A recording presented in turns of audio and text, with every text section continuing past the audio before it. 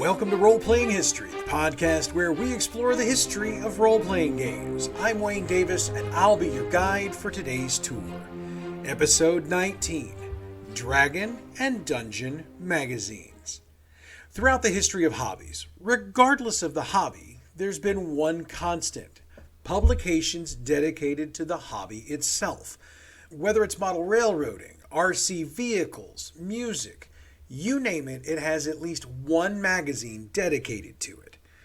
Dungeons & Dragons has been fortunate to have had two magazines. But before we launch into our exploration of the foci of this week's show, we have to take a historical half-step back and bring in some more history. In 1975, TSR began publishing a magazine titled The Strategic Review. The Strategic Review was not a D&D only product. In fact, it was designed to be a magazine that covered miniature wargaming as well as role-playing games. And that was a deliberate design. The reasoning for that was, well, at the time, role-playing games were still considered a subcategory of the wargaming hobby. So a magazine dedicated solely to role-playing games wouldn't have made a lot of sense, or to be honest, probably sold as well. But one with a primary focus on wargaming that just happened to have some quality role-playing advice, that seemed like a sure bet. The Strategic Review survived for a whole 7 issues, it published monthly, and was canceled in 1976. TSR made the decision to replace the Strategic Review with 2 magazines: Little Wars, which covered miniature wargaming, and The Dragon, which covered role-playing games. Only one of those magazines survived, and based on the title of this week's episode, I'm guessing you can figure out which one it was. That's right, Little Wars survived 12 issues before being folded into The Dragon in issue 22. Now, back in the TSR and Gary Gygax episodes of this show, I noted that Gary brought Tim Kask on board in 1976 to edit Dragon magazine. But Gary tells the story best himself. Quote, "When I decided that the Strategic Review was not the right vehicle, I hired Tim Kask as a magazine editor for Tactical Studies Rules and named the new publication he was to produce The Dragon. I thought we would eventually have a great periodical to serve gaming enthusiasts worldwide. At no time did I ever contemplate so great a success or so long a lifespan." End quote. The first issue of The Dragon dropped in June of 1976, and its title was eventually shortened to Dragon. Dragon quickly became the go-to magazine for D&D content. Spells, monsters, magic items, and all kinds of other rules were written up in the pages of the magazine. A great many of those eventually found their way into official D&D rulebooks, while others found their way into the game because they were loved and appreciated by the devoted fans of the magazine. It should also be noted that during the first decade of Dragon's existence, most issues would include at least one short adventure. Now, this would cease when the other subject of today's podcast, Dungeon Magazine, launched in 1986. It would be very easy to say that without Dragon Magazine, D&D would probably never have had the Forgotten Realms. Ed Greenwood had a number of articles about his setting published in the pages of Dragon in the early and mid-1980s, and based on the popularity of those articles, it became a primary world for D&D in 1987. So, Dragon Magazine continued to bring its readers the latest and greatest in the world of D&D.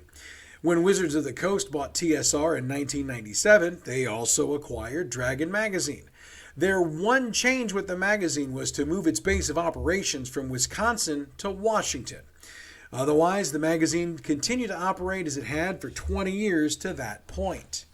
Now, when Hasbro purchased Wizards, there wound up being a 5-month gap in publication. But that was reportedly due to Hasbro taking an inventory of everything under the Wizards umbrella so that they understood exactly what they'd gotten. Once that was done, the next issue came out and the magazine stayed on time for the remainder of its lifespan. In 1999, to celebrate the first 250 issues of the magazine, a special CD-ROM was released. Titled Dragon Magazine Archive, it collected all 250 issues of the magazine in a PDF format, as well as the 7 issues in the history of the Strategic Review. And for the record, I own a copy of this disc. When I say it has all the issues, it has all the issues in their entirety. The articles, the comics, the ads, everything. In fact, that everything inclusion is the reason why that CD is no longer in print and no longer available anywhere legally. See, in the very first issue of Dragon, TSR had included a statement that said, quote, "All material published herein becomes the exclusive property of the publisher unless special arrangements to the contrary are made." End quote. Now, for the most part, I'm sure creators who submitted works to Dragon were just happy their stuff was getting published somewhere. For a guy like Ed Greenwood, getting published in Dragon led to a full-on career as a designer, and in my opinion, it made him a legend in the D&D hobby. And he wasn't the only one. However, things changed. In 2001, a copyright lawsuit was filed against the National Geographic Society, which is the group responsible for National Geographic Magazine, by a photographer named Jerry Greenberg. In 1997, the Society had released a digital archive, similar to the Dragon Magazine archive, which had every monthly issue of National Geographic Magazine ever published in it. Greenberg took issue with the fact that the Society was profiting again from photos he'd licensed to them for publishing in the magazine over the years. So in layman's terms, Greenberg's argument was that the archive the Society had produced was a revision of the original work rather than a reprinting of the original, and therefore the license he'd signed with the Society no longer applied. Needless to say, this case spent about a decade working its way through the courts. Eventually, they agreed with Greenberg, with the initial judgment coming out from the 11th Circuit Court of Appeals in 2001. So, with Wizards and Paizo Publishing, who took over publishing Dragon in 2002, seeing the writing on the wall, the archive was pulled from stores. And needless to say, if you've got one of those, you've got yourself quite the little collector's item. Now, as I just mentioned, Paizo Publishing took over the publishing of Dragon in 2002. I should also note here that Paizo had, and still has, a stated policy that the comics that appear in their publications remain the property of their creators.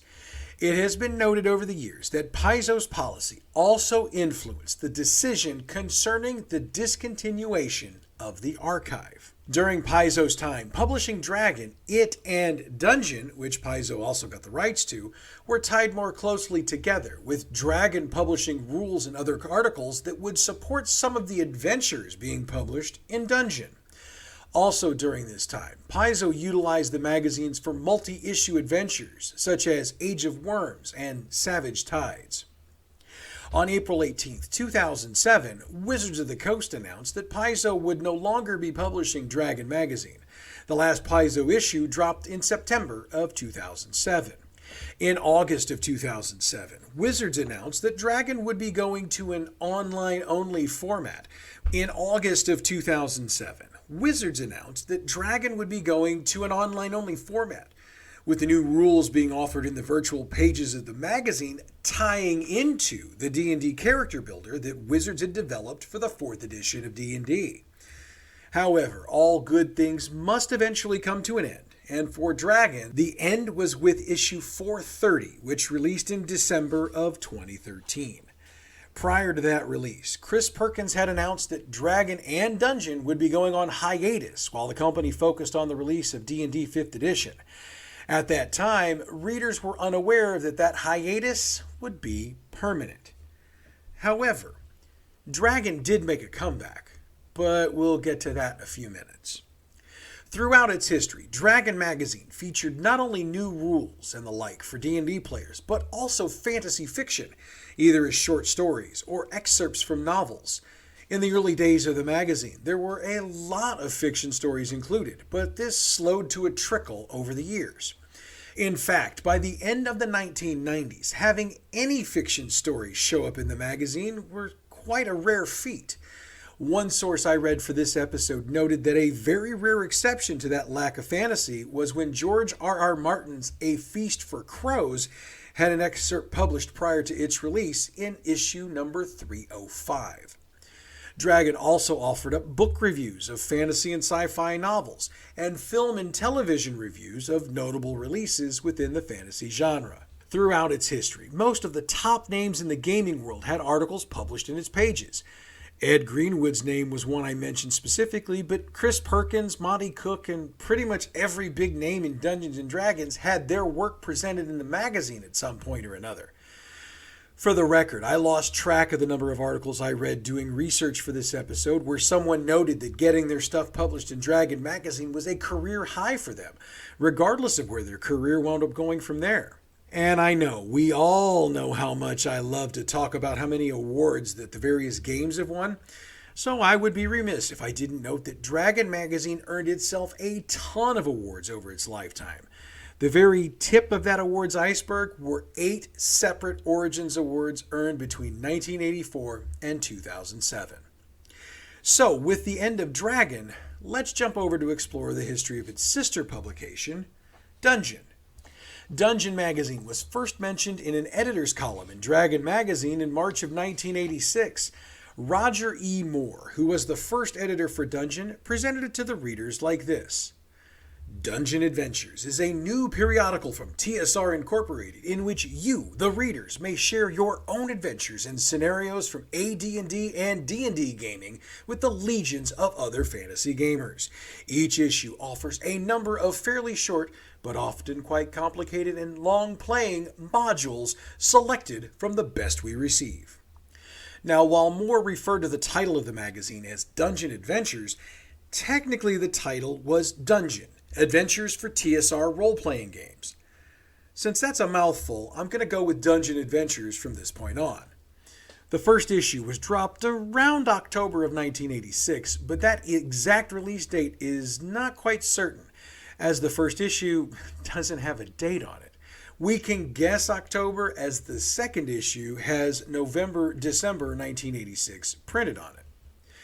As promised in that first statement, Dungeon Adventures was 64 pages of short adventures for both AD&D and D&D, and were written by a mix of amateur and professional role-playing writers. When the magazine celebrated its first anniversary a year later, Ken Rolston dropped a brief review in the September 1987 issue of Dragon, and was exceptionally generous in his review. Dungeon Adventures continued to be published bi-monthly throughout the 1980s and into the 1990s. In 1997, Wizards of the Coast acquired both Dungeon and Dragon magazines when it purchased TSR, and the next 30 issues of Dungeon Adventures were published by Wizards. With the drop of issue 78 in January of 2000, the title of the magazine was shortened officially to Dungeon Adventures. 4 issues later, in August, that title was shortened even further to now be referred to as Dungeon.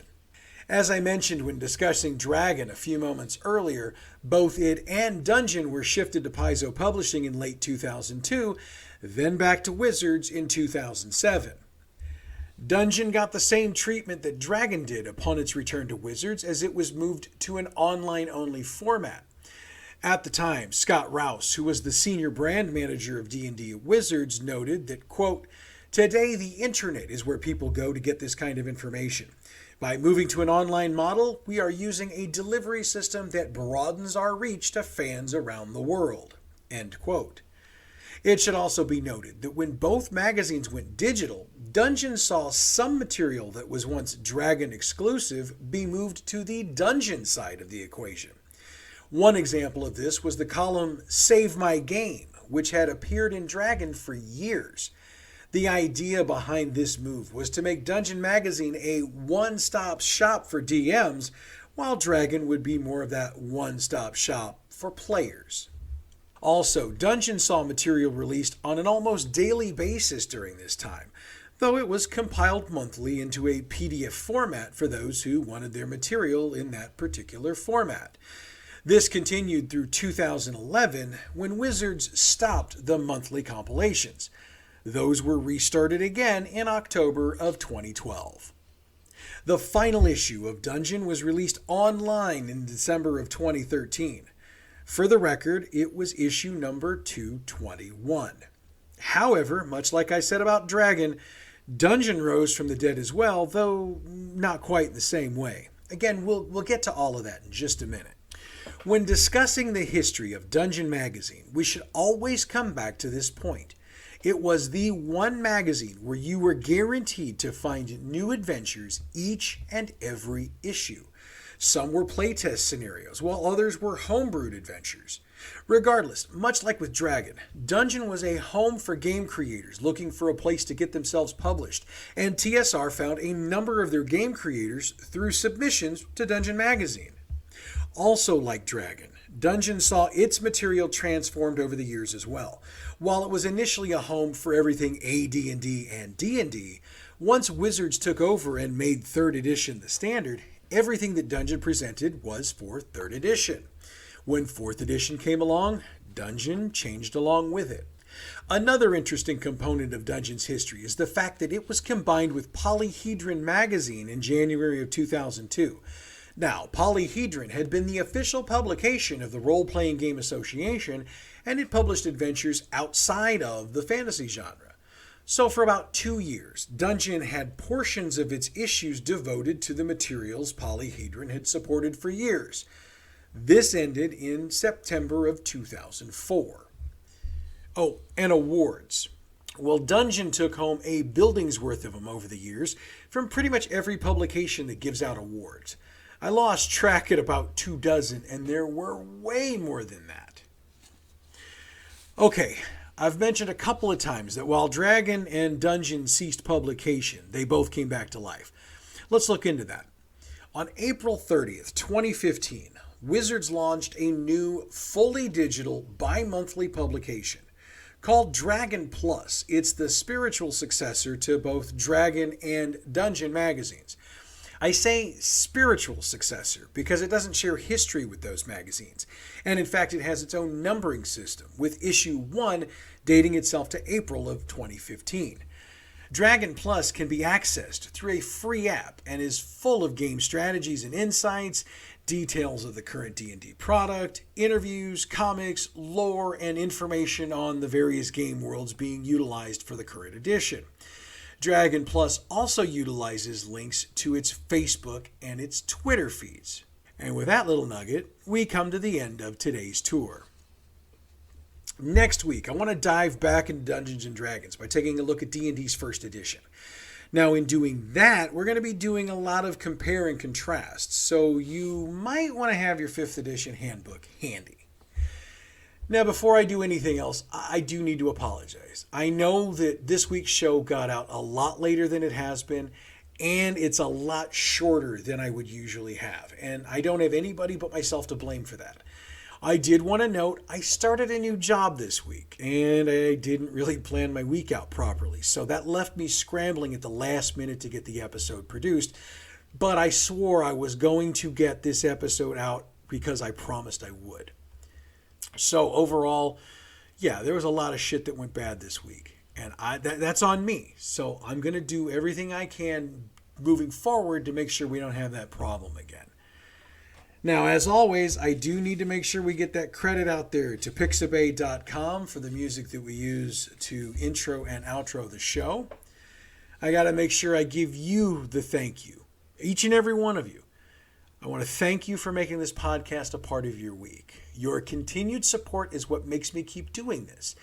And as always, please tell your friends, your family, your coworkers, tell your enemies, man. I mean, while you're in the middle of telling them piss off, tell them if they're looking for something great to listen to, this podcast is what they need.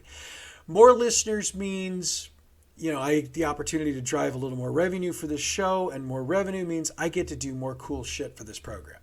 So that's really, because every penny I make, which is about $2.70 to this point, but every penny I make, I pour back into the show. So the more people that listen, the more money we make, the more shit I can do with this show. So really, like I said, tell everybody. As always, you can follow us on Facebook at the Role-Playing History Podcast page. Hit us up on Twitter at RoleplayingP, YouTube You know it, we've got a channel, Role-Playing History Podcast. Click on the subscribe button and hit the bell to get notifications when we drop new stuff. You want to email me? Please do. roleplayinghistorypodcast@gmail.com. Next week, we go back to the first edition of Dungeons & Dragons. I can tell you this, it is a way different game than what we're playing today, so you're going to want to check that out. But, like I said, that's next week. And until then, I'm Wayne Davis, and your Role-Playing History.